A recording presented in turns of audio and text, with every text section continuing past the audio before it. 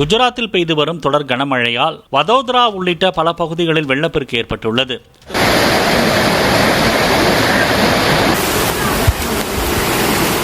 வதோதராவின் அக்கோடாவில் உள்ள குடிசை பகுதி வெள்ளத்தில் முற்றிலும் மூழ்கியுள்ளது.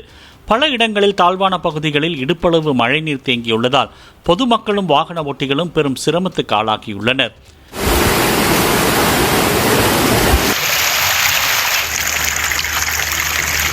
பல ஆறுகளில் அபாய கட்டத்தை தாண்டி வெள்ளம் கரை புரண்டு ஓடுகிறது. சாலைகளில் தேங்கிய மழைநீரில் ஏராளமான வாகனங்கள் மூழ்கியுள்ளன.